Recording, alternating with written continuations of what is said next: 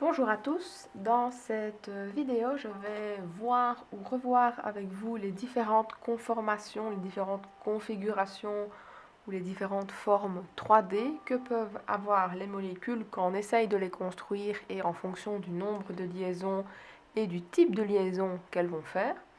Donc il existe en tout 5 configurations que l'on verra ensemble. La première c'est la linéaire, ensuite on peut avoir du triangulaire équilatéral, du tétraédrique, du pyramidal à base triangulaire ou de l'angulaire. La différence entre ces types de configurations ou de conformations, c'est les différentes liaisons et surtout leur nombre et les directions qu'elles vont prendre. Par exemple, dans le premier type de liaison, donc qui sont les liaisons linéaires, on va se retrouver avec des atomes qui vont lier tous les électrons qu'ils peuvent lier. Il n'y aura pas de paire d'électrons non liantes comme on peut retrouver chez l'oxygène. Si vous vous rappelez, l'oxygène peut faire 2 liaisons et il a 2 doublets non liants. Ici, on vous donne un exemple, c'est quand un atome de carbone va se lier avec 2 atomes d'oxygène. L'atome de carbone va faire 4 liaisons, les atomes d'oxygène vont en faire 2 et on va se retrouver alors avec une structure de ce style-là. Donc le carbone sera au centre, le carbone sera au centre et chaque oxygène fera 2 liaisons avec le carbone. Et alors on parle de configuration linéaire car la molécule a bien une forme bien à plat et surtout en ligne. Ensuite, on va avoir un deuxième type de configuration, c'est quand on va avoir des liaisons qui vont se faire dans 3 directions différentes. On reprend le cas du carbone, qui sera souvent l'atome central car il est capable de faire 4 liaisons, et celui-ci va se lier avec un atome d'oxygène doublement et avec 2 atomes d'hydrogène. C'est la configuration que vous allez avoir ici. On voit que le carbone est au centre, il va faire une liaison qui est double vers le haut avec l'oxygène et alors des deux autres côtés vers le bas il va faire une liaison simple avec chaque hydrogène. Les liaisons vont essayer de s'écarter le plus possible toujours les unes des autres. Pour rappel, une liaison dans ce cas-ci c'est une mise en commun d'électrons et les électrons sont négatifs. Ce sont des charges négatives qui, lorsqu'elles sont en présence l'une de l'autre, elles vont essayer de se reposer, elles vont essayer de se repousser. Les charges, les mêmes, se repoussent. Mais ici, ça va être pareil. Pour que toutes les liaisons soient le plus éloignées possible les unes des autres, la configuration à essayer d'adopter, c'est d'être une configuration triangulaire équilatérale. Il y aura bien la même distance entre chaque liaison afin que celle-ci ne se gêne pas. Voici à quoi ressemble le petit modèle en 3D. Donc vous allez avoir votre atome ici de carbone au centre qui va faire une liaison vers le haut qui est double avec l'oxygène, une liaison vers le bas et un petit peu à gauche et une autre dernière liaison en bas à droite. Les liaisons ne pourraient pas toutes se mettre par exemple comme ceci, parce qu'il y a alors un encombrement. Je vous rappelle, donc les liaisons qui sont représentées par des barres grises, ce sont des électrons, et les électrons sont des charges négatives qui, quand ils sont en présence l'un de l'autre, vont absolument essayer de se repousser. Donc ici, la molécule, elle n'est pas du tout stable parce qu'il y a énormément de tension au niveau des liaisons qui sont très très proches, et en plus, on a un très très grand espace ici dans le bas qui est vide. Et les molécules n'aiment pas avoir des espaces vides non occupés. Donc c'est pour cela que les liaisons vont essayer de se mettre le plus écartées possible, à égale distance les unes des autres, et on va se retrouver avec cette configuration-là. On peut avoir alors encore un autre type de liaison où on va avoir une belle formule 3D. C'est le cas de la configuration tétraédrique. Donc ici, on va avoir des liaisons qui vont se faire dans 4 directions différentes. On peut reprendre du coup l'exemple du carbone, mais cette fois-ci, on va le lier simplement 4 fois, donc à 3 atomes de hydrogène. On voit qu'on a une liaison qui va vers le haut, et alors on va avoir 3 liaisons. On a l'impression qu'elles se font vers le bas, mais pas tout à fait. Si je vous montre la représentation en 3D, on est sur ce genre de représentation. Donc on a bien une liaison qui va vers le haut, et alors on voit qu'on en a 3 ici qui sont vers le bas, mais elles ne sont pas complètement à plat.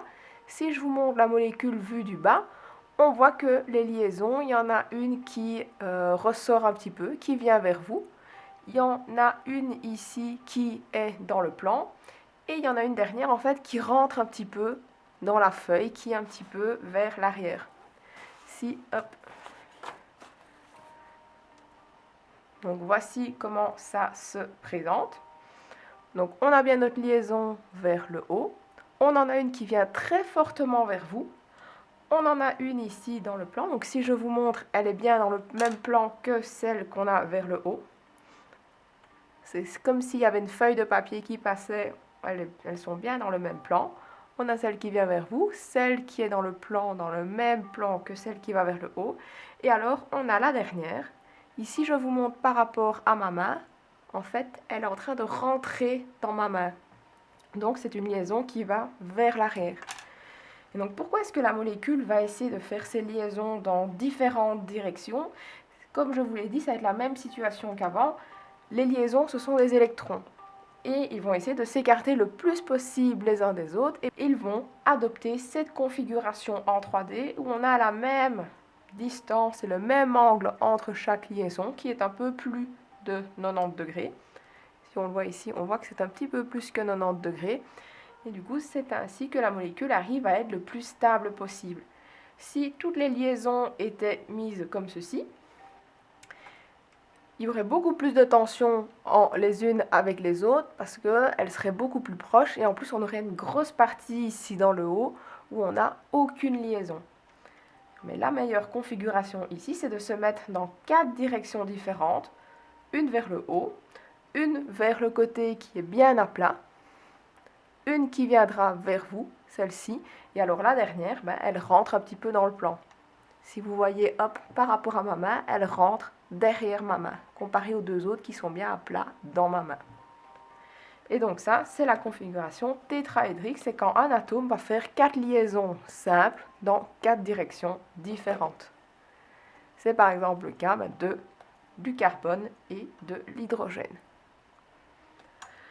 On passe à l'avant-dernière configuration qui va ressembler pas mal à la précédente, à l'exception que ici on va avoir en fait seulement 3 liaisons.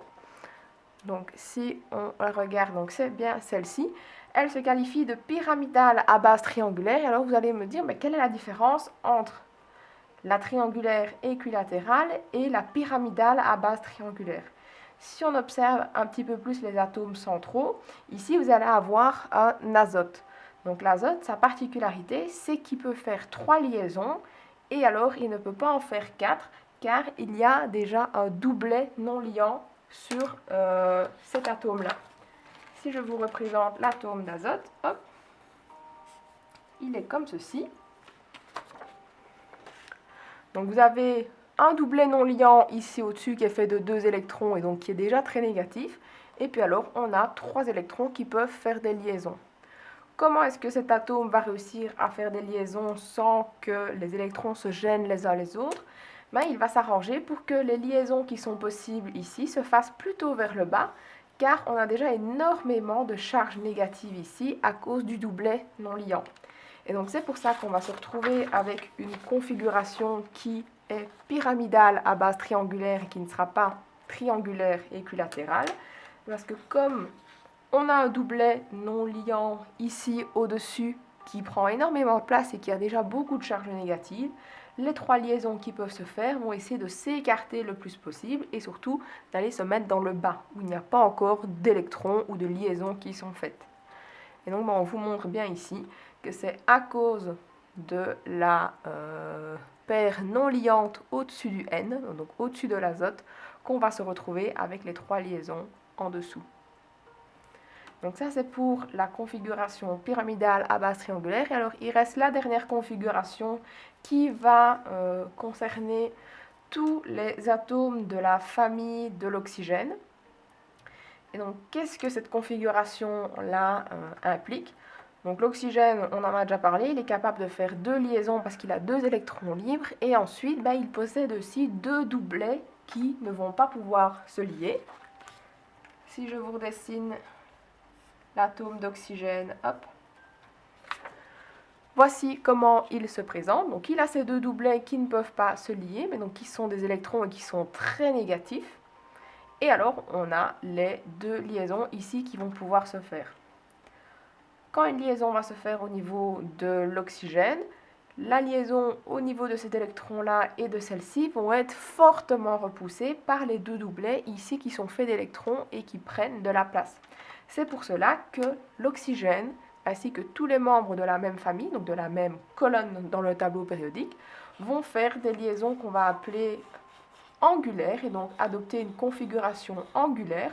On va se retrouver ici avec un angle de 90 degrés et on aura alors nos deux atomes qui vont venir s'attacher, mais ils ne vont pas essayer de remonter vers le haut ici, car il y a déjà des électrons qui prennent énormément de place et qui repoussent déjà très très fort une nouvelle charge négative ou deux nouvelles charges négatives qui voudraient venir s'ajouter. Donc on parle de configuration angulaire à cause des deux doublets qui repoussent les deux liaisons possibles complètement à l'opposé et à un angle de 90 degrés. Et c'est ce qu'on retrouve par exemple pour la molécule d'eau. Ici, c'est une molécule d'eau, H2O. Et donc voici à quoi ça ressemble en 3D. La molécule ici, elle est bien à plat, mais elle ne va pas avoir une configuration 3D et surtout, on ne va pas se retrouver avec quelque chose qui a une autre forme. Ça ressemblerait du coup plutôt à ceci et on peut considérer que mes deux doigts sont les deux doublets que l'on retrouve ici au-dessus de l'oxygène. Et alors, elle est bien plate. C'est juste que pour que les électrons soient le plus éloignés possible les uns des autres et que les liaisons soient le plus éloignées possible des doublets qui seraient présents, on se retrouve avec cette configuration-là. Ça, du coup, c'est pour la présentation des formes de molécules. Maintenant, je vais réaliser des exemples dans l'exercice 1 de votre cours sur les configurations. Donc, je vais réaliser 4 exemples de l'exercice 1 avec vous pour un petit peu vous montrer les différentes situations qui peuvent se présenter. La première molécule qu'on fera, c'est la deuxième, c'est celle avec CHCl3.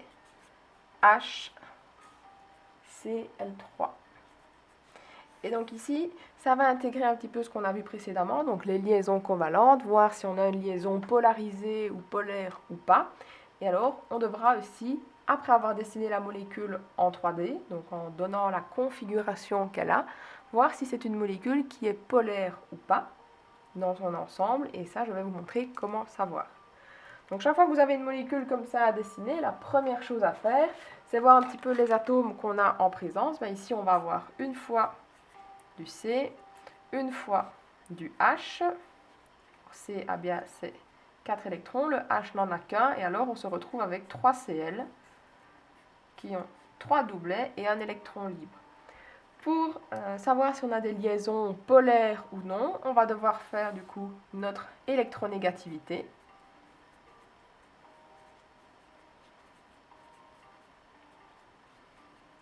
Et voir dans quel type de situation on est. Donc quand vous regardez l'électronégativité, il faut regarder la différence d'électronégativité entre toutes les liaisons possibles, donc c'est-à-dire entre C et H, entre C et Cl, et peut-être aussi entre H et Cl. Donc la différence d'électronégativité entre C et H, C il est à 2,5 et H il est à 2,1. Donc on se retrouve avec une valeur de 0,4 et là on est sur une liaison non polaire. Donc on n'aura pas de charge. Donc pour C et H, on n'aura rien à faire. Ensuite, on va regarder pour C et Cl. Donc C, il est toujours bien à 2,5. Par contre, Cl, lui, il est à 3. Donc on prend la valeur du plus grand. Ici, ça va être 3 moins 2,5 de C. On se retrouve avec 0,5 et donc là on est bien sur une liaison qui est polaire. Pour rappel, c'est non polaire de 0 à 0,4 et à partir de 0,5 jusqu'à 1,7, on est sur de la liaison covalente polaire. Donc ici, ça veut dire qu'on aura des charges qu'on dessinera après entre C et Cl. Et puis alors, on va essayer de quand même vérifier entre H et Cl. Ici, c'est très peu probable, parce qu'on voit bien que Cl, il fait une seule liaison, et H, il fait une seule liaison. Si on les lie ensemble, on se retrouve avec ceci. Et alors, il n'y a plus place pour les deux autres C et il n'y a plus place non plus pour mettre le carbone, alors qu'ici, en soi, c'est une molécule entière faite à la fois de C, de H et de Cl3. Donc, si on associe le H et le Cl, on ne va pas du tout se retrouver avec la molécule, mais juste avec un tout petit morceau, qui est HCl. Or, ici, on a bien tout ça. Donc, on n'aura probablement pas cette liaison-là qui se fera.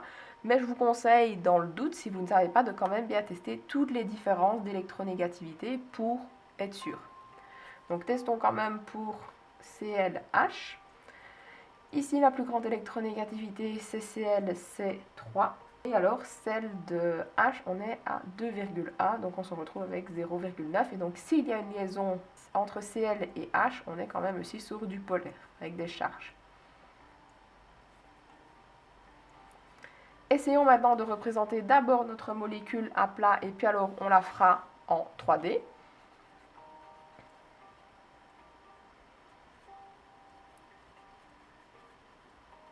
Et alors pour cela, on va faire la formation de nos liaisons. Donc on sait qu'on va avoir notre carbone au centre. On met toujours l'atome qui fait le plus de liaisons au centre. Ici c'est le carbone, il fait 4 liaisons. Et puis alors si on regarde un petit peu, on voit qu'on a 4 atomes qui sont chacun capables de faire une liaison. Donc, on va rassembler, donc les 3 C vont venir se mettre en dessous et sur le côté. Hop, avec chacun leur électron. Et alors au-dessus, on va avoir le H qui va venir se mettre tout seul, bien indépendamment. Comme on est dans le cadre des liaisons covalentes, on va avoir une mise en commun d'électrons. C'est comme ça que notre liaison se fabrique. On part sur de la mise en commun. Et en plus, il ne faut pas oublier qu'on avait parlé dans l'étape précédente qu'on a certaines charges qui vont se faire. Et les charges, elles se font entre qui et qui? Elles vont se faire entre C et Cl. Donc ça veut dire que ici, ici et ici, on va avoir des charges. Et comment est-ce qu'on va savoir quelle charge est à appliquer sur qui? Il fallait essayer de se rappeler qui est le plus électronégatif entre C et Cl. C était à 2,5, Cl était à 3, donc c'est Cl qui est le plus électronégatif. Et quand on est très électronégatif, ça veut dire qu'on attire les électrons un petit peu plus vers nous. Donc ça veut dire qu'on va avoir nos deux électrons ici qui vont avoir tendance un petit peu plus à aller vers Cl. Pareil ici, les deux électrons vont être un petit peu plus attirés par le plus électronégatif, donc c'est Cl. Et pareil ici en dessous, les électrons vont aussi aller vers le plus électronégatif, c'est Cl. Si on essaye de représenter notre molécule alors avec des liaisons sous forme de traits, on est toujours avec C qui est du coup lié à H.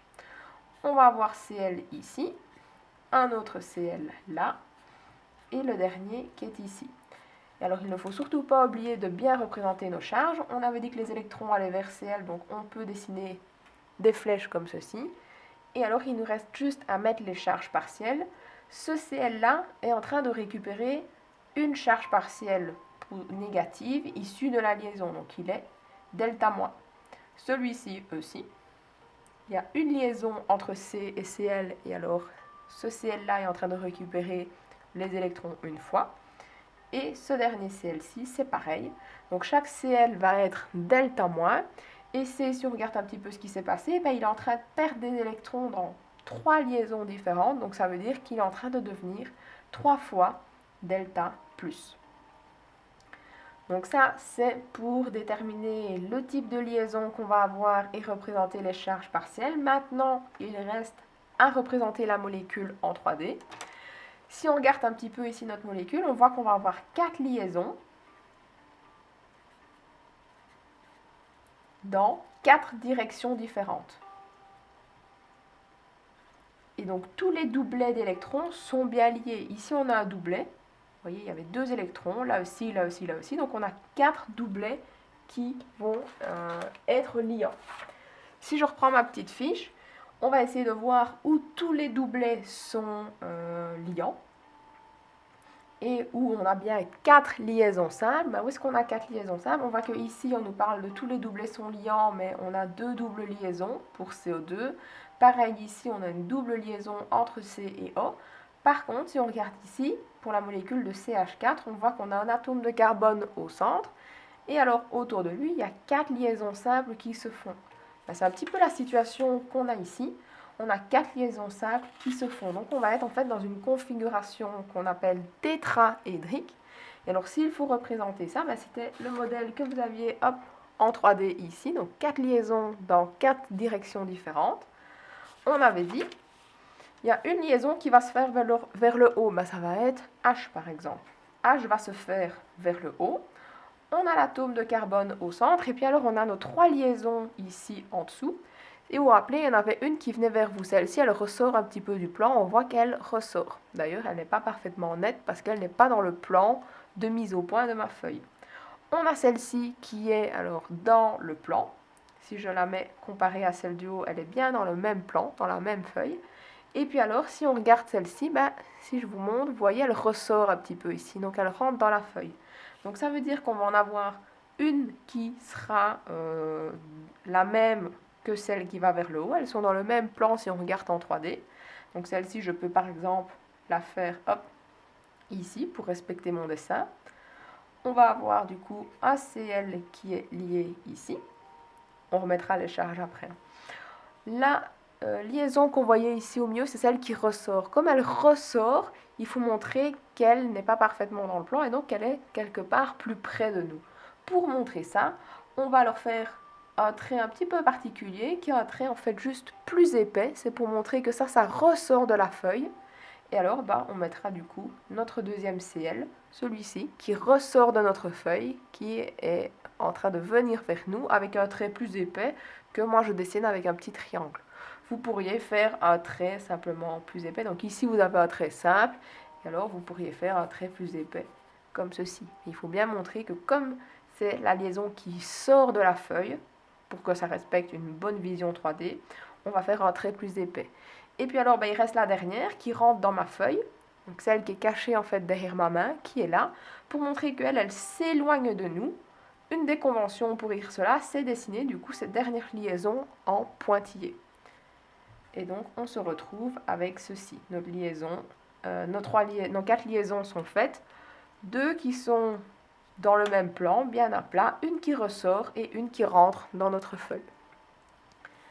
On peut noter du coup que c'est une configuration tétraédrique.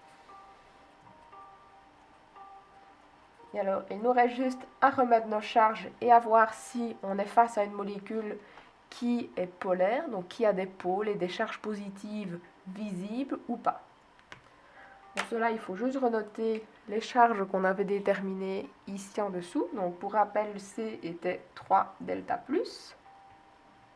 On peut renoter nos petites flèches ici pour nous aider. Cl était delta moins, Cl aussi et Cl aussi. Et donc si on regarde un petit peu notre molécule, ici on va se retrouver donc avec notre C au centre.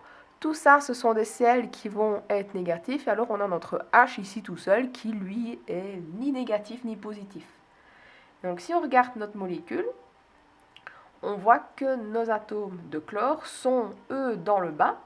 Et on a notre atome ici de carbone qui est au milieu. Et alors si on s'intéresse un petit peu aux charges, ici au niveau de mon ongle, on va avoir du plus, alors que là, là et là, on va avoir du moins. Donc si j'essaye de trouver l'endroit, la résultante de ces 3 charges moins, ce serait plus ou moins ici au milieu. Et alors si on regarde bien, est-ce que les charges positives, donc la boule noire, et les charges négatives se situent au même endroit? Donc H n'est pas très important puisque lui, il n'a pas de charge. Si on regarde ici, on voit que le plus est là. Par contre, le moins, il se retrouve plus ou moins ici au milieu. Et donc, on se retrouve en fait avec une molécule qui a une zone un peu plus positive là et une zone un peu plus négative qui se retrouve entre vos 3 charges négatives. Si on doit représenter ça sur la feuille, on peut représenter une sorte de petite échelle. Ici, on considérait que là au-dessus, c'est le H, donc en soi, il n'y a pas de charge. Au milieu, on se retrouve avec notre atome de carbone qui, lui, est positif, grâce au 3+, que je vais dessiner en rouge. Donc en soi, on a une zone positive en plein milieu de la molécule. Et si on regarde dans le bas, en fait, on a aussi une charge qui va apparaître. À cause des Cl, on va avoir une charge négative. Donc en fait, vous vous retrouvez avec une molécule qui est très positive à un endroit, et un peu plus bas, elle va être très négative. Quand vous avez comme ceci une molécule où les deux charges ne sont pas au même endroit, il y en a une qui est à un endroit et l'autre qui est à un autre endroit, on parle de molécules polaires parce qu'il y a des pôles en fait. Un pôle plus qui est là et un pôle moins qui n'est pas au même endroit. Donc on est sur de la molécule à configuration tétraédrique et en plus c'est une molécule polaire parce qu'elle a un pôle plus qu'on a mis en rouge qui est différent de son pôle moins. Et donc voici pour ce premier exemple qui était un peu long, mais c'est parce que j'ai beaucoup détaillé les différentes étapes. Les 3 autres exemples que je vais faire avec vous vont être beaucoup plus rapides. Donc ça c'était pour CHCl3. Passons maintenant à BeH2. À nouveau, on regarde les atomes qu'on a face à nous. Donc Be, lui, il fait 2 liaisons et on en a une seule fois. Et H, on en a 2 qui font chacun une liaison. Je vais regarder à nouveau l'électronégativité.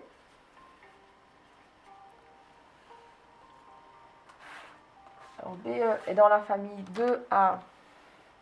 Lui, il est à 1,5. Et alors H, il est à 2,1. Et donc si on doit faire le delta de l'électronégativité entre Be et H, on va se retrouver du coup à 0,6. Et donc on est bien sur une liaison ici qui est polaire. Voyons maintenant la formation de nos liaisons. Et donc le dessin de notre molécule en 2D. À nouveau ici, vous êtes dans une liaison qu'on appelle covalente et alors ce sera polaire. Donc je dessine simplement mes électrons comme ils sont dessinés dans le tableau périodique. Donc si on regarde bien dans le tableau périodique, Be a un électron à gauche et il en a aussi un complètement à droite. Donc il n'y en a pas un en dessous ici. Bon, ben, je vais venir juste ajouter mes H ici au contact. À nouveau, mise en commun d'électrons. Hop. Pour rappel, avec les liaisons ioniques, ce ne sera pas une mise en commun, mais ce sera un transfert. On va représenter notre molécule alors, avec des liaisons sous forme de traits. Donc on a Be au centre, trait numéro 1 pour la liaison avec H, trait numéro 2 avec l'autre liaison avec H. Et alors, il ne faut pas oublier qu'on avait parlé que c'était des liaisons polaires. Donc il va falloir bien représenter nos charges. H était le plus électronégatif. Donc c'est lui qui va attirer les électrons, donc on peut dessiner les flèches. Ici on aurait pu les représenter aussi, c'est H qui est le plus électronégatif, donc c'est vers lui que les électrons vont. Et alors ça fait que chaque H devient delta moins. Et le Be, il est en train de perdre des électrons dans 2 directions différentes, donc il devient de delta plus. Il nous reste à faire la configuration en 3D et à voir si on a une molécule qui est polaire ou non. On sait qu'il y a des liaisons qui sont polaires, mais maintenant il faut voir, ok, si on regarde la molécule de l'extérieur, est-ce qu'elle a un pôle ou une zone où il y a du positif et une zone où il y a du négatif, ou est-ce que ça s'annule? Et donc en 3D, ça va pas être très compliqué, ça va rester exactement la même configuration. Pour que chaque liaison soit le plus éloignée possible l'une de l'autre, elles vont se mettre en fait à 180 l'une de l'autre. On n'aurait pas pu avoir BE qui faisait les 2 liaisons avec le H comme ceci, parce que là elles sont super proches et donc il y a des tensions qui vont se faire et des instabilités qui vont se faire. Et en plus vous avez toute une zone ici complètement vide qui n'a rien à faire là. Donc en soi, cette configuration-là n'existe pas et le meilleur moyen pour que les liaisons soient le plus stables possible, c'est qu'elles se mettent à 180 degrés l'une de l'autre. Et donc au niveau 3D, on va retrouver cette même configuration-là, BeHH. Je renote mes charges ici, je les mets en couleur. J'ai pris l'habitude de mettre les charges positives en rouge et les charges négatives en bleu. Ça, c'est juste une petite convention personnelle que je me suis mise pour avoir plus facile. Et alors, je vais redessiner du coup mon espèce de barre, mon espèce d'échelle qui me permettait de placer mes charges positives et négatives et voir si elles sont au même endroit ou pas. Au centre, j'ai ma charge positive sur BE et chaque H a une charge négative. On dit, pour le moment, je vois effectivement que j'ai un pôle positif au centre et 2 pôles négatifs sur les extrémités. Quand vous devez essayer de comparer vos pôles et donc vos zones positives ou négatives, vous devez vous arranger pour toujours comparer une zone positive avec une zone négative. Le souci ici, c'est que nos zones négatives ne sont pas au même endroit. Donc ce qu'on va essayer de faire, c'est faire comme une moyenne, une résultante de ces deux charges négatives. En fait, la résultante, ça va être le milieu, si vous voulez, le mi-chemin entre ces charges. Et donc la résultante, en fait, ici, elle se retrouvera en fait parfaitement au milieu. Ça, c'est votre résultante des charges moins. On se retrouve du coup avec un pôle positif qui est ici, un pôle négatif qui est là, et donc en fait, ils s'annulent complètement. Une charge plus et une charge moins au même endroit, ça va vous faire 0. Donc en fait, ça va vous faire une molécule qui est non polaire. Et alors pour la configuration, on avait dit que c'était en ligne, donc c'est bien linéaire. Molécule polaire, et en plus elle est linéaire ici. On a des directions, on a des liaisons dans deux directions différentes, exactement comme CO2. Et donc voici pour le deuxième exemple.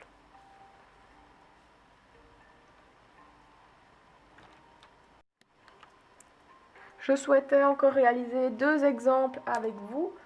Un exemple de configuration pyramidale et un exemple de configuration angulaire. Donc le premier qu'on va faire, ça va être HCl. Alors on va essayer de voir c'est lequel des deux. Donc HClO, on fait à nouveau le bilan des atomes qu'on a parmi nous. On a une fois du H, une fois du Cl qui est comme ceci. Et on se retrouve avec une fois de l'oxygène qui a bien ces deux doublets l'un à côté de l'autre. Et les deux derniers ici, les deux derniers électrons se retrouvent là.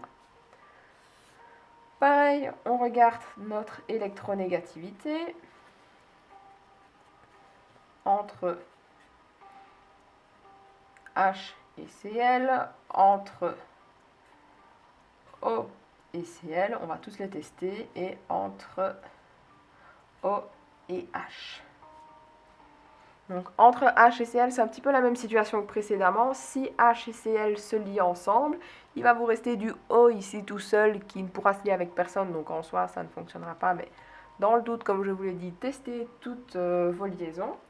Donc entre H et Cl, donc Cl il est à 3 et H il est à 2,1. Donc on se retrouverait avec 0,9 et donc ça ce serait polaire si cette liaison là pouvait se faire. On va regarder entre O et Cl. O il est à 3,5 et Cl il est à 3. Et ici on se retrouve à 0,5 et on est aussi sur du polaire. Et enfin on va regarder O et H. O est toujours à 3,5. H il est à 2,1 donc on se retrouve à 1,4 et donc ici on est aussi sur de la liaison polaire. Donc on sait que peu importe la liaison qui se fera, on aura des charges partielles qui vont se le faire. Essayons du coup de dessiner notre molécule. Donc formation des liaisons. On met toujours l'atome qui fait le plus de liaisons au centre, mais ici c'est l'oxygène. Il fait que 2 liaisons, mais c'est toujours plus qu'une. On va avoir les 2 électrons ici, mais alors après, il restera juste le H et le Cl qui vont venir se greffer là où il reste encore un peu de place. Cl pourrait se mettre là ou il pourrait se mettre là, peu importe. Et H va se mettre à la place qu'il reste. À nouveau, on est dans une liaison covalente, en tout cas dans que des liaisons covalentes, donc c'est la mise en commun d'électrons. Et alors, on avait dit qu'il y avait des liaisons polaires, donc il faut bien les représenter. Ici, la molécule fonctionne comme ceci, avec O qui fait une liaison simple avec Cl et avec O qui fait une liaison simple avec H. Donc, on va devoir regarder OCl et OH. On avait dit que c'était polaire. Donc regardons, donc au niveau de O et H, c'était O qui était le plus électronégatif, donc on a les électrons qui sont en train d'aller vers le haut. Pareil avec OCl, Cl est à 3, O est à 3,5, donc les électrons vont à nouveau vers O. Et alors représentons ça avec des liaisons sous forme de barres, de traits. On a les deux doublets qui restent à leur endroit, ils ne bougent pas. On va avoir Cl ici, on va avoir H ici.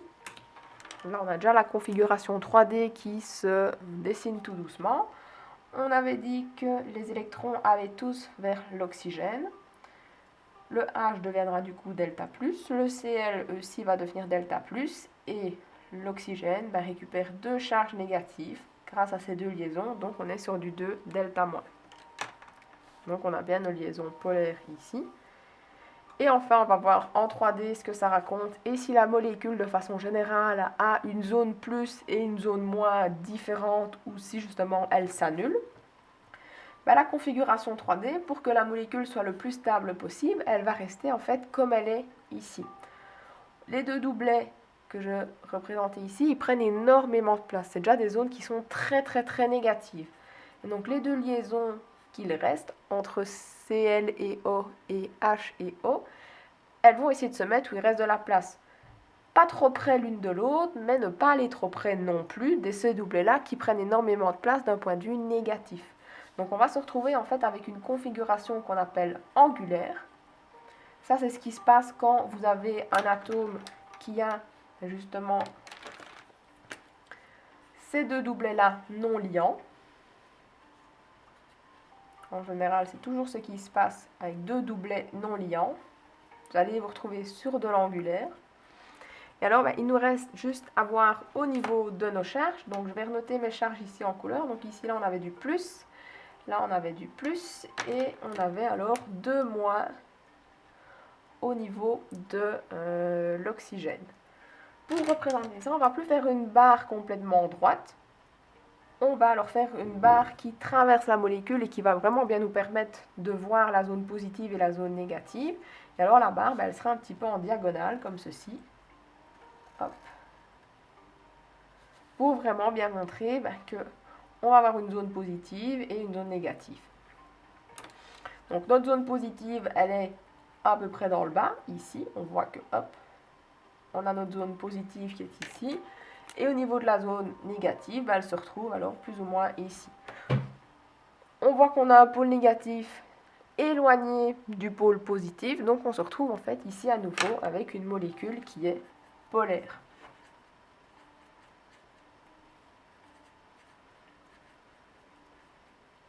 Et voilà, donc on a fini pour HClO, configuration 3D angulaire et molécule polaire. Et on a bien des liaisons qui sont polaires aussi. Je vais faire un dernier exemple avec vous et ça va être le cas de NH3.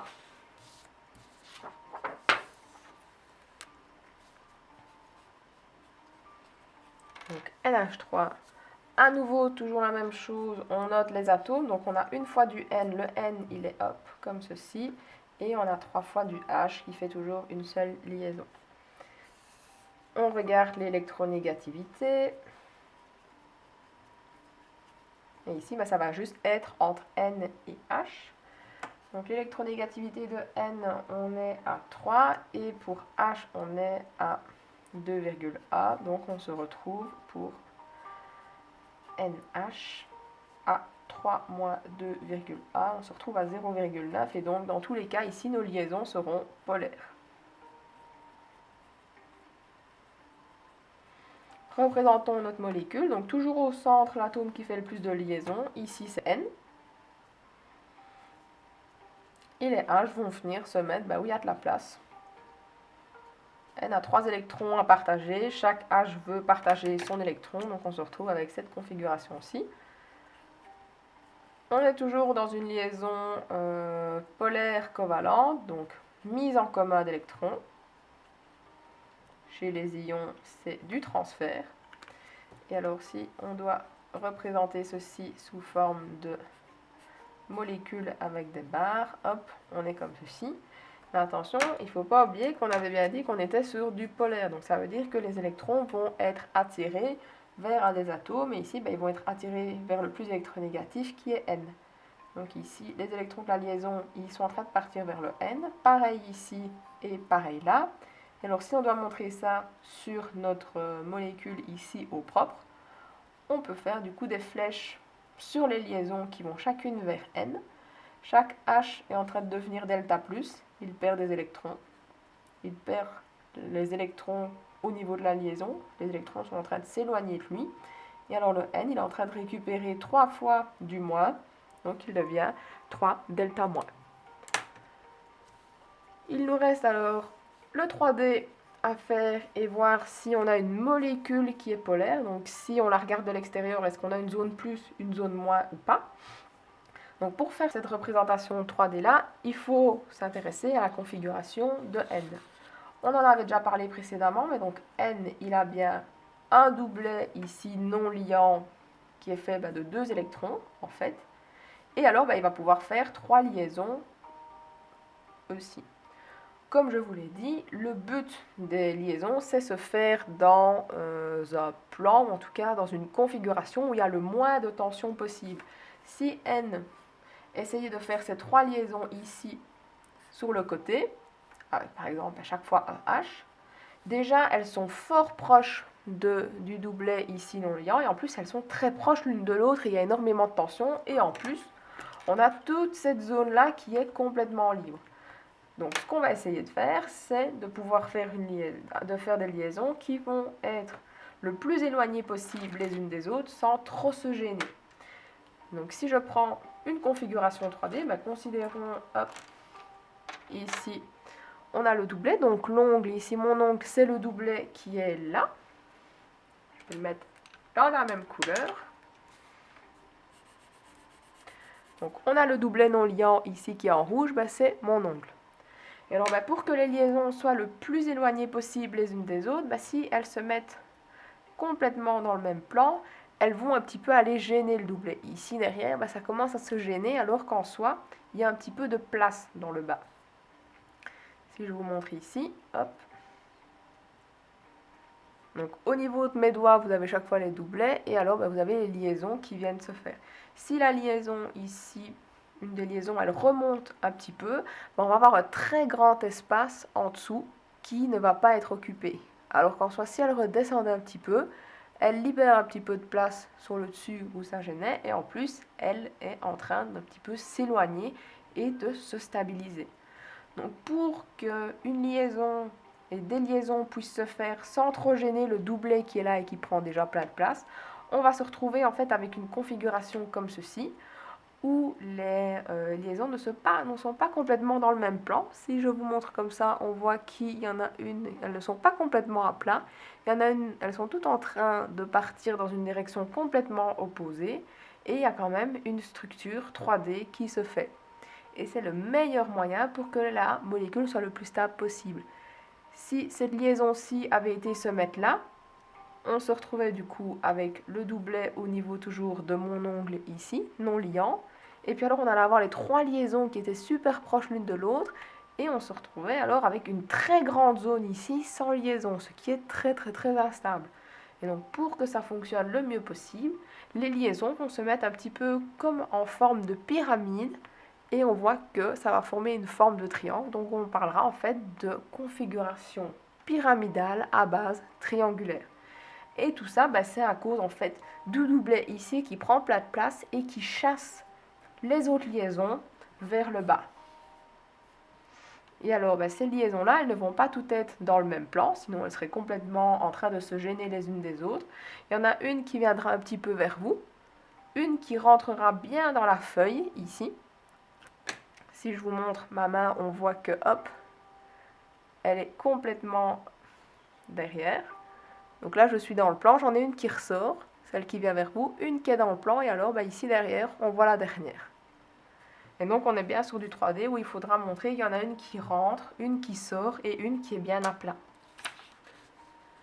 Donc si je représente mon N, j'ai mon doublet ici qui n'a pas changé. J'avais une liaison qui était dans le plan, considérons que c'est celle-ci, par exemple, qui est là. Donc ici sur mon dessin, elle est bien hop, à droite. Donc c'était avec du H. On en a une qui sort, celle qui vient vers vous, vous le voyez ici, elle est en train de ressortir sur la molécule ici, elle est au milieu, donc je vais la faire avec un trait plus épais. Donc soit vous faites un petit triangle, soit vous faites un trait plus épais, donc ça c'est un trait simple, ça c'est un trait plus épais, imaginons. C'est toujours du H, et alors la dernière, si je vous montre, elle est cachée derrière ma main, elle rentre en fait. Si ma main était ma feuille, j'en ai une qui ressort, une qui est bien à plat dessinée sur ma feuille, et la dernière elle rentre, et donc celle-là on peut la faire du coup en pointillé. Et donc on est sur de la configuration pyramidale à base triangulaire.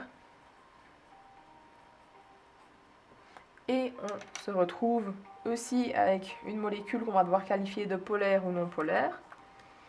Donc pour rappel, chaque H était delta plus. Je vais les remettre en rouge, donc delta plus et delta plus. Alors au niveau de notre N, on était sur du 3 delta moins. Si je redessine ma petite barre pour pouvoir comparer mes charges et voir mes pôles, je vois que j'ai du moins ici dans le haut et j'ai du plus ici dans le bas. On voit bien que le pôle négatif et le pôle positif ne sont pas du tout au même endroit, donc on est sur une molécule qui est polaire. Les charges ne s'annulent pas les unes des autres. Le plus compliqué ici, c'est peut-être à chaque fois d'essayer de trouver la configuration qui sera la bonne. Mais ça, il faut vraiment vous aider de ce que vous avez. Si vous avez 4 liaisons qui vont dans 4 directions différentes, vous serez sur du tétraédrique, comme ceci. Si vous avez 3 liaisons qui peuvent se faire, mais qu'elles se font complètement à plat, on va se retrouver alors, hop, dans une configuration qu'on va appeler triangulaire équilatérale.